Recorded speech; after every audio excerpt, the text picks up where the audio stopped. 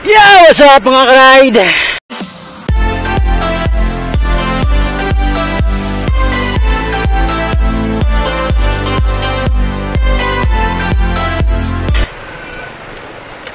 Good afternoon mga ka-ride, oh. Wala, grabing traffic. So, grabing traffic. Ay, nako. Sumuman ako, boss. Dada naman ako, boss. Maraming tapad. Kumusta mga ka-ride? Happy Tuesday po sa ating lahat. Mainit naman ngayon. Malinsangan mga ka-ride. Medyo uulan. Ngayon dito tayo sa may Shoe Boulevard, Pasig mga ka-ride, no? Pauwi na tayo galing sa ating training. Maraming traffic talaga. So, mainit na panahon. Di ba ito bawal dito? Nakadaan tayo dito sa may motorcycle.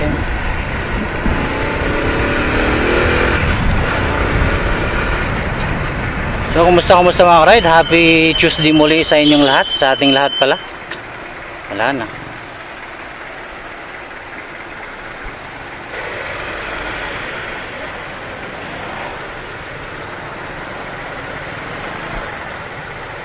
Grabe ang traffic, parang hindi nagalaw.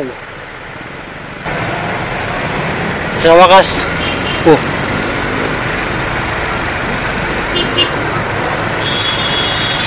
Natakbo na rin. Yung mga ka-ride,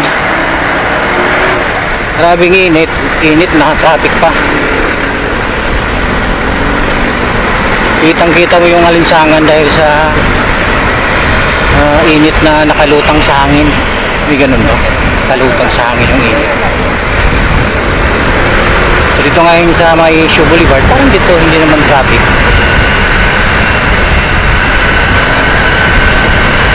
At ang labas dito, kung hindi ako nagkakamali, is EDSA.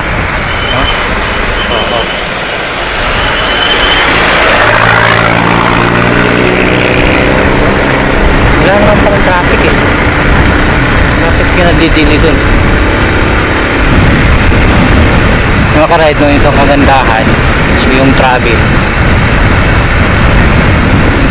mo, monitor mo, mapupuntahan mo yung lugar na kung saan na hindi mo pa napuntahan. Parang pabalik-balik na lang yung mga sinasabi ko. Yung mga ka-ride, ito yung kagandahan ng mga motovlogger, yung mga nagmumotor, no? Dahil bukod sa makaiwas tayo sa traffic mga ka-ride, enjoy. Parang ano na parang parte na ng yung parang may makikita ka, no? Pag tumanda ka na, may mga mababalikan kang alaala nung ikaw ay medyo bata-bata na, bata-bata pa pala. So mga lugar na kung saan pinuntahan mo, ito yung kagandahan mga ka-ride kung may motor ka, dahil pwede kang lumakad kahit saan. May mga lugar na hindi pwedeng pasukin, mga 4 wheels, no? Pupuntahan mo. May mga lugar na ika nga, motor lang yung pwedeng dumaan, pupuntahan mo. Enjoy lang mga ka-ride, diba? Activities, no? Habang nagmamaniho ka ng yung motor at kinukuhanan mo ng kwento yung bawat biyahe mo habang ikaw ay nagmumotor saan kamang lugar na pupunta. Enjoyment na. Yun yung kagandahan ng mga rider eh.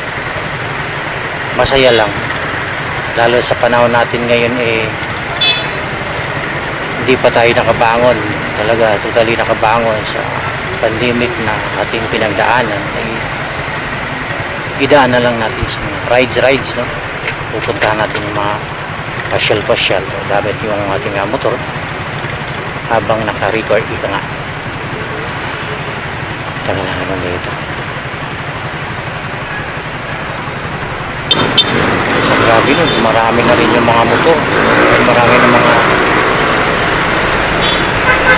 pautangan ng motor ngayon. Kaya marami ng motor na silabasan sa kalsada. Ito yung kagandahan mga ka-ride, no? Ka lang sa gilid-gilid, pwede ka nang sumingit, no? Pwede ka nang dumaan. Mga konting espasyo lang, lulusot ka na, diba? Kasi maliit lang naman yung ating motor, so hindi katulad ng mga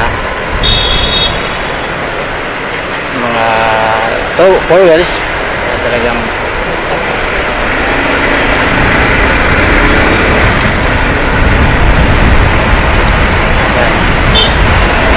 enjoyment, no? Enjoyment natin to mga ride, mga rider na mga ka-ride na habang tayo ay ika nga nagta-travel nga, di ba? Sinasabi ko naman ulit, magkakaroon ng ika nga saysay, kabuluhan, kasiyahan, no? Nangyayari habang tayo ay nagmumotor, no? Tapos enjoy mo lang yung buhay, no? Alam naman nating mahirap ng buhay, enjoy lang natin yung buhay sa pamamaraan na hindi naman labag, hindi naman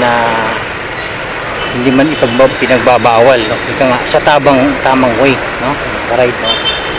Yung ating magra-ride nga, ika nga hindi naman bawal, di ba? So nakuha na natin ang record at ano nangyari.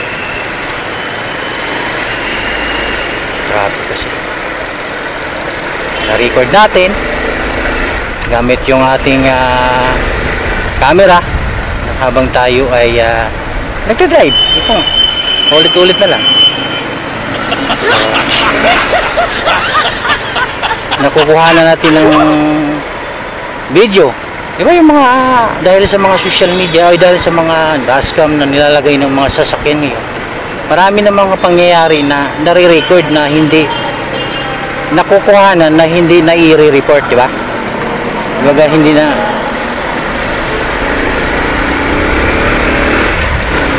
as long as may camera, no?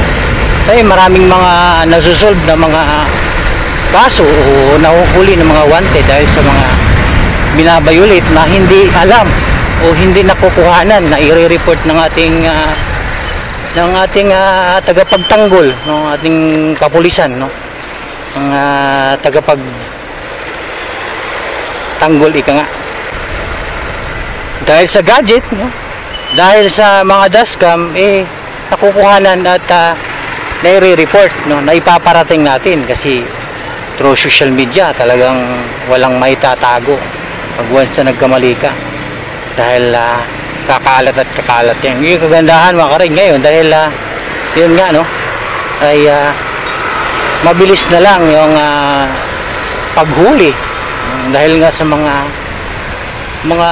cameras, mga dashcam na kung saan nakukuhanan ika nga yung mga insidente na nangyayari sa kakalsadahan natin. So although may mga iba na galit dahil nga yung mga pribado na parang na pinapakialaman na rin dahil sa mga social media influencer, pero ito yung sa atin base ay for security purpose na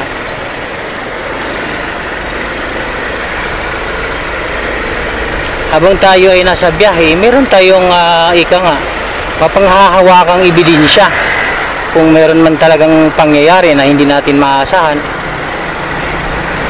no, di ba? Yan yung kagandahan din sa ating mga vlogger, no? Habang tayo ay nagdadrive. Mga ka-ride, grabe ang traffic ngayon sa EDSA going to Monumento, kaya magbaon-baon ng mahabang pasensya at yung ating kalangitan rin ay malapit na ring bubuhos, no? Kaya laging magdala ng panangga ng ulan, ang kaputing, kawawa yung ating mga hanap buhay na gamit yung kanilang mga motorsiklo o habang sila ay gahanap buhay na nasa gitna ng ating kakalsadahan dahil kung hindi ulan, init yung kanilang haharapin sa araw-araw. Maraming salamat, no? Mag-ingat lagi, maging mahinahon, mapagbigay, no?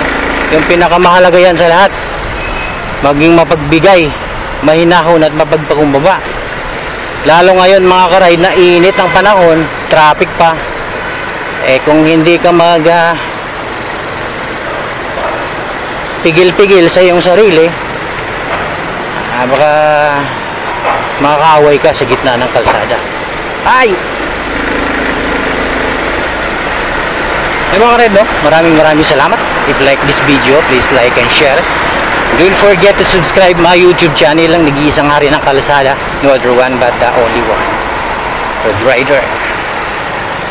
Bye bye.